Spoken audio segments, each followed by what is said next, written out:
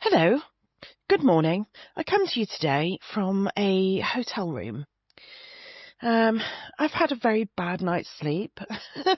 It's very early, and so I thought, what better thing to do than just to record a podcast episode and have a chat with you. I won't name the hotel brand, but needless to say, I've stayed in this hotels for many years. It's not my go-to, but it's a decent budget hotel, let's just say that. And it's not the one where, their advertising slogan is, you know what you're getting. It's not that one. It's a slightly lower version of that one, shall we say. Oh, hell, shall I just name them? I mean, it doesn't really matter, does it? So I've been staying in a travel lodge. And I've stayed in travel lodges many times. And it's all right. It's okay. It's a budget hotel, isn't it? The rooms are clean and tidy, and you pretty much know what you're going to get, and it's okay. But you don't know what you're going to get, like the Premier Inn. So, Premier Inn, their slogan is, you know what you're getting with a Premier Inn. You really do. They maintain this standard through every single hotel that I've ever stayed in of theirs. The mattress, the pillows, the duvet, the temperature of the room, the curtains, they're always blackout curtains, that sort of thing. And Travelodge, you don't get that consistency. And actually, they're on a par money-wise, so it's not like one is below the other money-wise. It's just, I guess, they uphold different standards for their brand, which is fine, whatever. But you know what? Last night I stayed in a stiflingly hot hotel room. They know that it's hot. They provide fans. There is no aircon in the building. And the blinds are not blackout blinds. And there was a light outside the window, so that was shining through like the sun. And the bed is not as comfy. And so I tossed and turned, and every time I wanted to turn over, I woke up. All that sort of thing. It makes a difference, right? Doesn't it make a difference? It definitely makes a difference to how I start my day. It definitely makes a difference to how well rested I am. It makes a difference to how I feel, actually. I was sat in here last night thinking, this is budget hotel. So I was just sat on the bed watching TV, but I was looking around and I was like, this is not the height of luxury. And I don't need the height of luxury, but actually what I want is comfort and to feel like I've stayed in a nice hotel room for the night, even if I haven't gone up market with my hotel choice. You know what I mean? So that's my tale of woe from last night. It's not really a tale of woe. It's just I find these things interesting. I find it interesting how one brand can have an outward-facing brand, but yet you get such differences within what they provide, and then yet another in the same industry doing the same thing at a same price point can provide such consistency and do such a good job of making you feel like you've had a good service or a good experience. It's just bizarre, isn't it? I find these things interesting, that's all.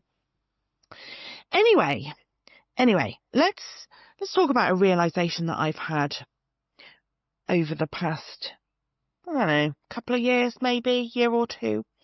I have always been opinionated. I know this, right? It is a trait of mine. I have been opinionated since I was quite young. By this, I mean, I've always had strong opinions on things, and I've always tried to vocalise them.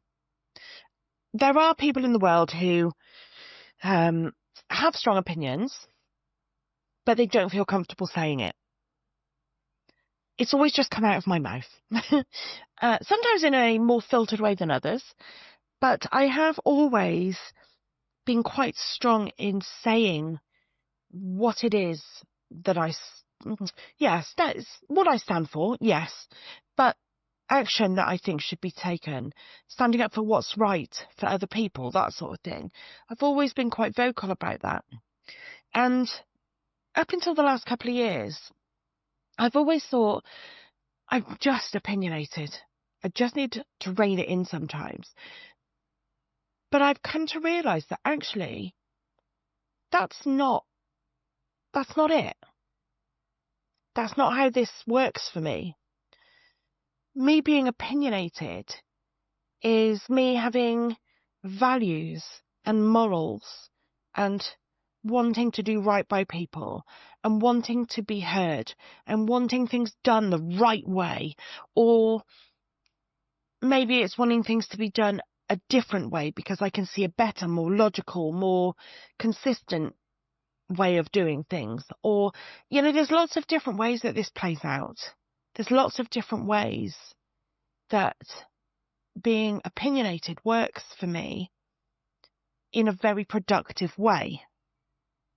So for me now, this isn't a confession. It's just a fact, right? I'm an opinionated person.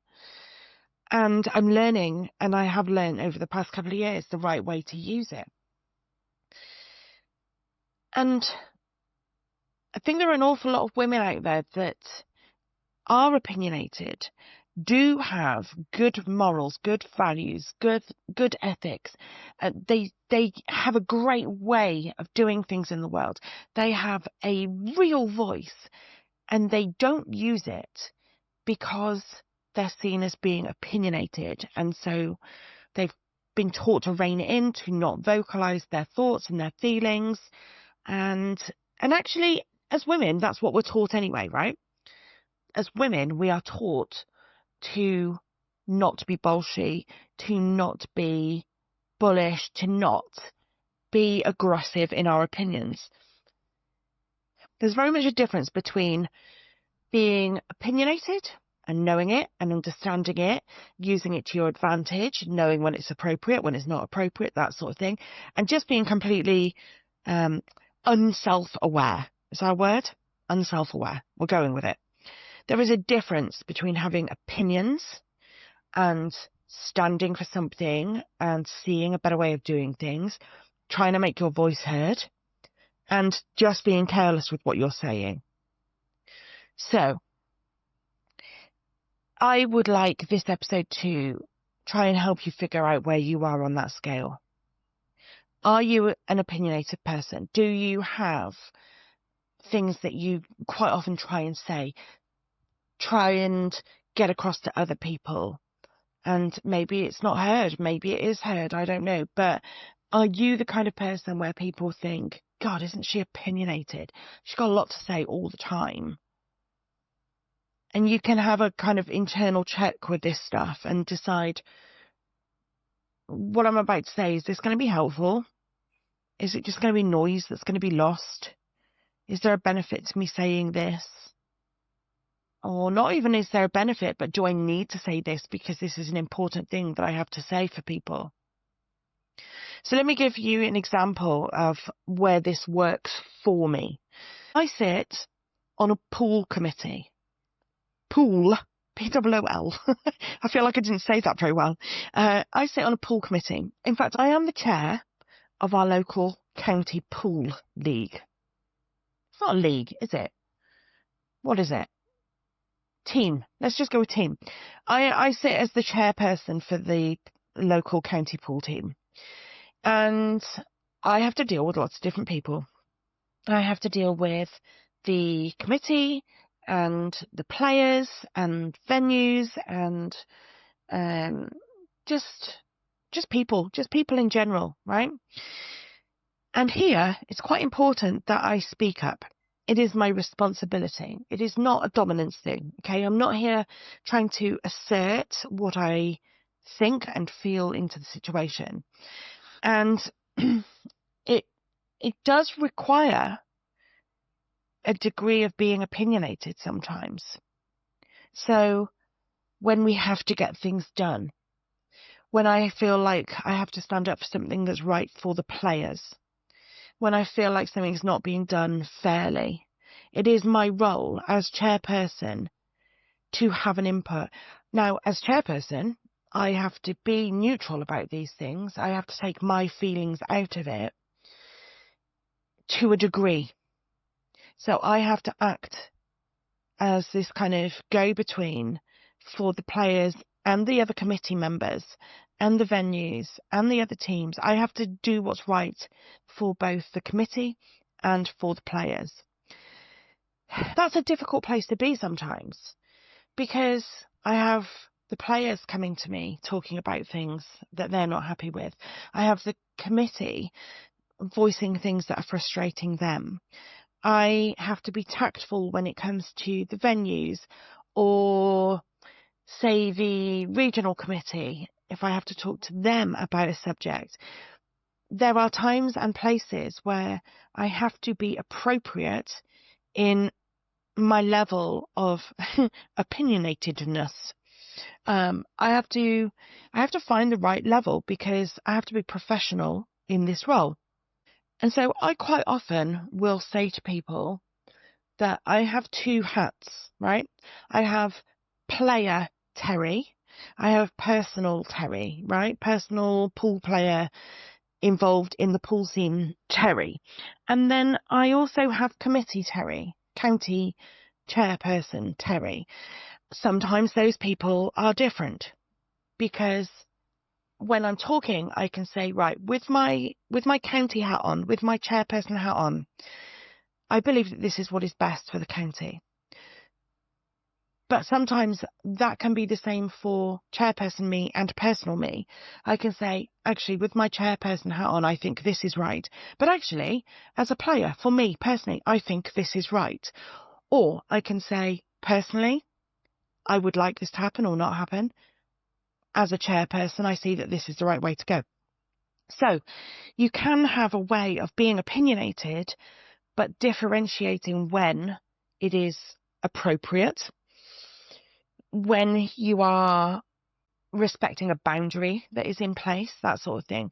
There are ways and means of doing this so that you do get your voice heard, but that you also don't overstep your mark, you know? I think it's a responsibility to show up and speak up. I think it's a responsibility to be opinionated or to vocalize your opinions. I think it's important that people get a say. I think it's important that women have a say in the world. I think that women should not sit at the back of a meeting room just taking notes. I feel like women should, in a group of men at a networking event, have a voice and be heard. I want women in business. I want women all over the place, actually. I want all women to have a voice. I want those opinions to come out. And I think the way you do that, the way you move things forward, is to understand the boundaries and how to use them to your advantage. So I'm not saying you've got people who won't understand your opinions there, so don't say them. Absolutely not. I'm just saying we have to work with what you can. So on the pool scene, I have to respect the fact that I'm chairperson. I'm supposed to be a neutral party, and that I have my own opinions on things. I have to realise the boundary there. That's what I'm talking about. In my opinion, leadership is having a point of view. Leadership is having opinions and values and knowing what you want to happen and knowing how to go out and get that. Leadership is having a voice. I don't think that I respect leaders above me. Personally, this is now. I have never respected a leader above me that does not have values and opinions and ethics and morals. I have had various people above me in managerial roles over the years, some of which have been much stronger than others. Some of them have been quite weak. For me, the weakness doesn't come from their quiet voice. It comes from not having a voice. That's the difference. I think you can be a very strong leader with a very delicate voice. If your words are important and impactful, then it doesn't matter how gentle your nature is. I don't think that leadership means being this massive personality and stomping your way around and really enforcing things in a very aggressive manner. I think that weakness in leadership comes from not having those opinions, not having those voices in the first place, not being quiet about them. Does that make sense? If you have a point of view, if you have values, then you will find your own way to speak them. Now, I've kind of already mentioned, haven't I, that there is a point where restraint matters, okay? And this is about being effective. It's not about being polite. It's not about standing down and not speaking your truth. It is about knowing when it's appropriate. Sometimes you can stay silent as an act of discernment, not as self-betrayal. That's the difference.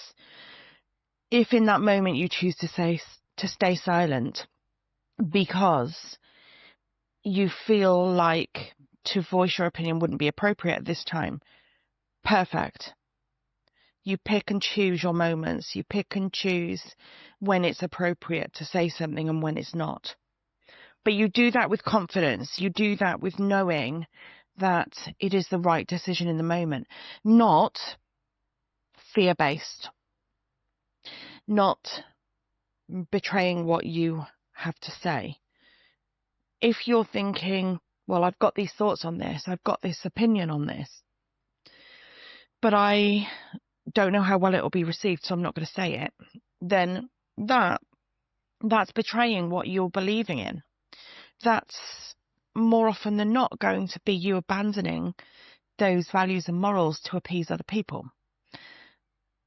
If you are not saying what you've got to say so that you don't draw the attention of the room, then that's you abandoning. That's you shrinking yourself. Oh, I hate that word, shrinking. Isn't it such an AI word? Doesn't everybody in the space use shrinking now? Have you noticed that? All the other kind of influencers, that makes me sound like I'm an influencer. All the influencers in this space, they all use shrinking. I try not to use it because it sounds like AI, and my stuff is not AI written, darling. But yes, I mean, I think this is an appropriate word here. Choosing not to speak because you don't want to be seen, you don't want to show yourself up in a room, you don't want the attention on you, is you choosing not to speak in order to shrink yourself and keep yourself small in the room. That then takes away your power. That takes away a bit of you. That's what it takes away. And we're trying to build you up, not take those bits away. There have been other places in my life where I've used this opinionatedness to my advantage. Diet culture, self-protection in diet culture. I have used my opinions as a line of defence for many years now. If you've been following me for a while and you've listened to the back catalogue of this podcast, you will know that everything I've stood for up until now has been about increasing women's body image and anti-diet culture and anti-diet work and intuitive eating, and more importantly, making women feel just bloody fantastic in the body that they've got. So for me to be able to do that, I've had to really learn how to defend myself in that space, how to be opinionated in that space, because let me tell you now, there are a lot of people who do not believe in the anti-diet work and the body positivity work, and especially now in the time of the GLP-1 medication, it's like body positivity has gone out the window again, and we are now back to square one, and everybody is thinking thin is best, thin is the way forward. That's how women should be valued, and weight loss is a quick and easy fix. I'm still stood here in the middle of all this going, absolutely not. This stuff is dangerous and damaging, and that's another subject for another podcast episode. But I'm having to stand here still being opinionated in this space on behalf of other women and on behalf of myself. I have had to learn this stuff so that I can repeat it over and over and over again. And I will still tell anybody who will listen that women should be valued in their bodies as they are. Women should not be forced to lose weight and reshape themselves in order to please somebody else's idea of what is beautiful. And that applies for me too. I'm sitting here in a bigger body, also trying to combat this stuff that's going on at the moment. Seeing lots of people around me on this medication losing an awful lot of weight, and me still sat here in my bigger body.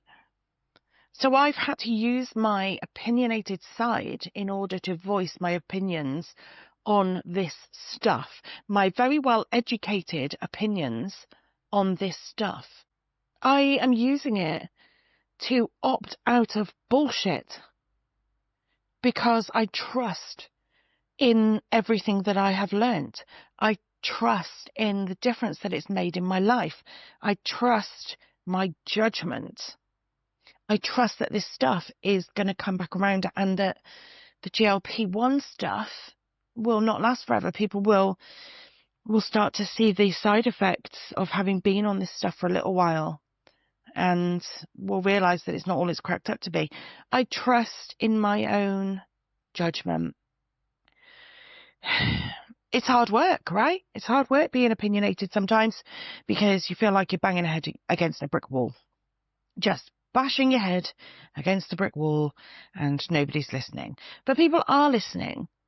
And actually, sometimes all it takes is for you to say something to one person for it to make a massive difference. You say something to somebody, and then they say something to somebody, and then they say something to somebody, and before you know it, your message is spreading. Might be small in a very big world, but it's still spreading. And if everybody was opinionated about the things that they felt strongly about, I mean, yes, okay, so there might be war and things like that, but if everybody used it well, if everybody used their opinionatedness well, in a respectful and reasonable manner, then the world could be a much better place, right? When I was leaving primary school, I was given a note by a teacher, and this note stuck with me for a million years. Well, not a million, because I'm not that old, but you know what I mean. It said, smile a while, and while you smile, others smile. And soon there's miles and miles of smiles, just because you smiled. And I just thought that was lovely. And basically what it's saying, if you didn't keep up with it, is if you smile, someone else smiles. You know, when you're in the street and maybe you smile at somebody you don't know and they smile back at you just because you smiled. And then maybe that person goes on to smile at somebody else. And then maybe that person goes to smile to somebody else. And soon, lots of people in the world are smiling just because you smiled. It's that. This is what I'm talking about. This ripple effect. You say something to somebody and it has an impact on them. And then they say something to somebody else and that has an impact on them. It's that sort of thing. This is where your opinionatedness works and should not be shut down because it will have an effect on other people. All neutrality does, all you being quiet does, is benefit systems that already have power. So if you are standing in a room full of very powerful people and you choose not to speak up, you are just keeping that power with those powerful people. If you have an opinion in an industry where change needs to happen and you don't. You are keeping that power with the thing that needs changing. If you are a voice for change, you have to be the voice, because otherwise those things will not change. And I guess it doesn't really matter what industry you're in. It doesn't matter what role you do, what work you do. Maybe you don't work, but you're in social circles where things, things are said in social circles, aren't they? That's the way social circles work. But it doesn't really matter where you are. If you stand for something and you don't say it, then where is the power? It's not with you. And things will never change if you don't vocalize that change. As a business tool, being vocal it's a bit of a strategy, I guess. But also, it means that if you're seen to be opinionated in whatever respect, you have clear values. You create trust. You create differentiation. Oh, that was a blooming big word, wasn't it? For what time is it? 6:45 in the morning. You create a difference between you and somebody else. You and another business. You and maybe everybody else in your field. If you can have a voice, your values will stand out. What you stand for will stand out. Your personality will stand out. I mean, I am not going to ever come across to anybody as somebody who doesn't speak my beliefs, right? This is why I've got a podcast, because I've got things to say. And because of that, I hope to stand out as somebody different to other coaches in the industry. Maybe your opinion of coaches is that they are softly, very gentle, and let's talk about that kind of people, I certainly thought that about the coaching world before I was in it. And to a degree, those people do exist in coaching. But that's not me. If you have coaching with me, that is not what you get. I will challenge you. I will ask you questions about what you're saying. I will ask you more about your opinions. I will ask you where a certain belief is coming from. I'm not here to tread gently.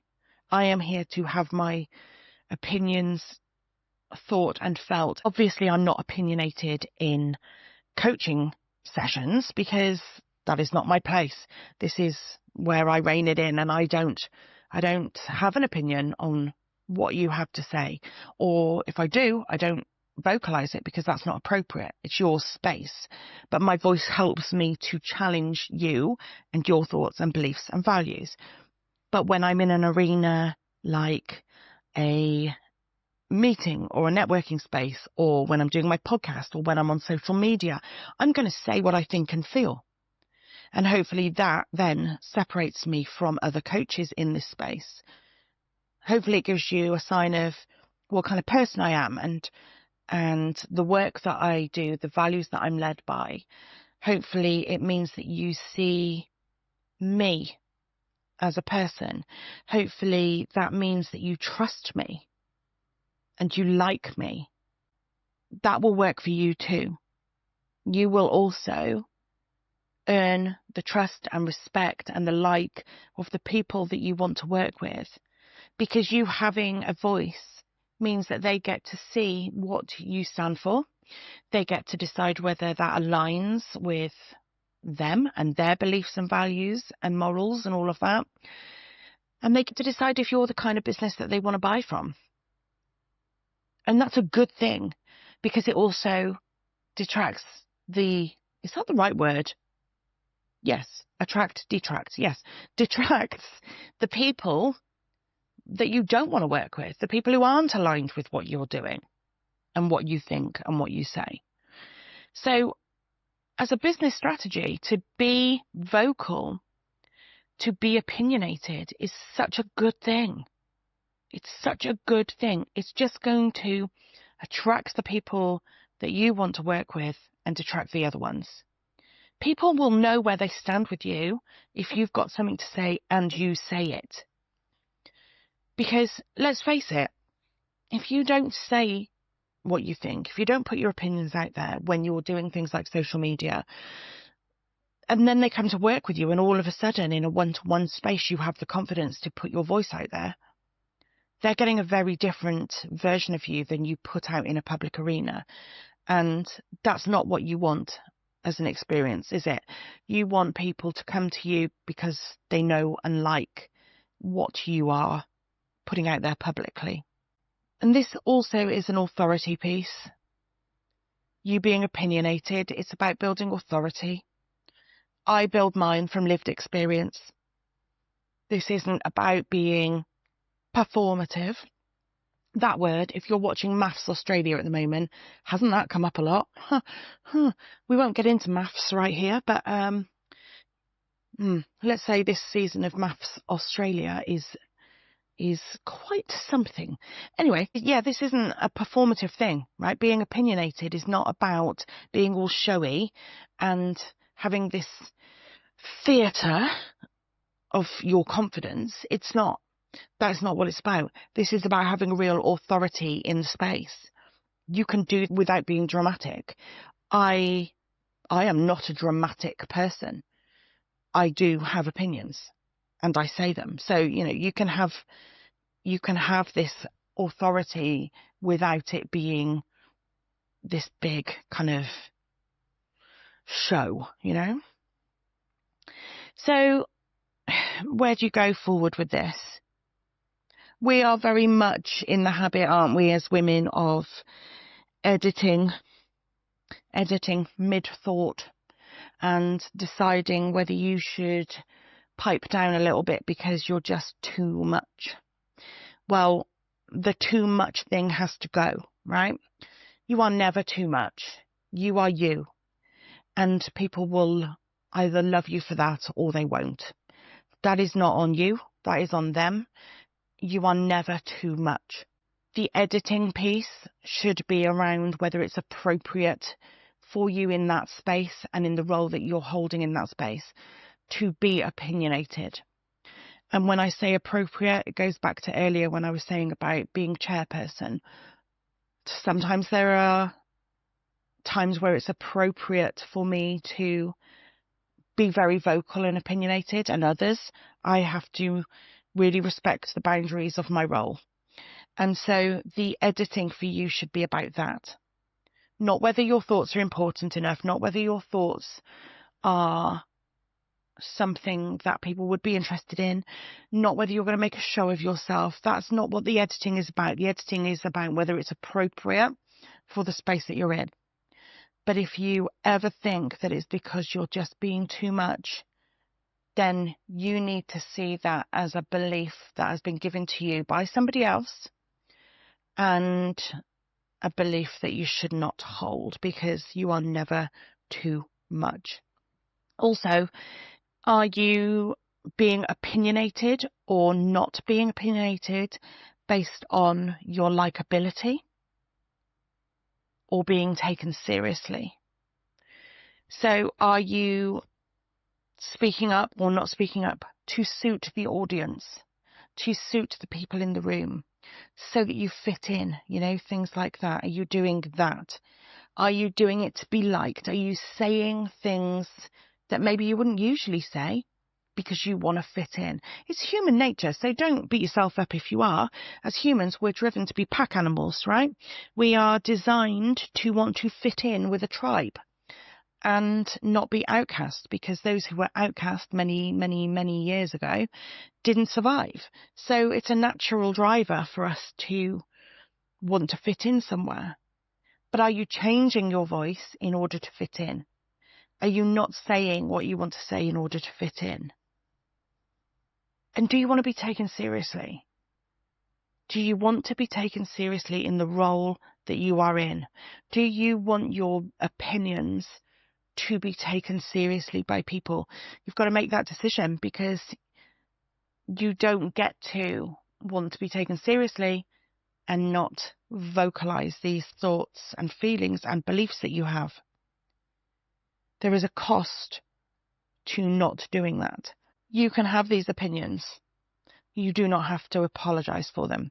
You can speak your thoughts. You can't speak all your thoughts. I mean, that's never appropriate. But you can certainly speak your opinions, your values, your morals, and never apologize. You can't, unless they are directly offensive to somebody else. If they are harmful and hurtful, then okay, you should not be saying those things. And yes, you should apologize for that. However, on the whole, if your opinions are you just standing for what you believe in and it doesn't harm another human being, then you don't apologize for that. Have your voice and use it. Have your voice and use it. I want more women to be proud of their voice. I don't want you going out there trying to convince the world. I just want you to stand there and speak your truth, because then you will attract the people that want to be by your side. You will attract the people that you want to work with. You're not here to convince the entire world of your beliefs. You are here just to attract the people that will work well with you or will be in your life in a good way because of it.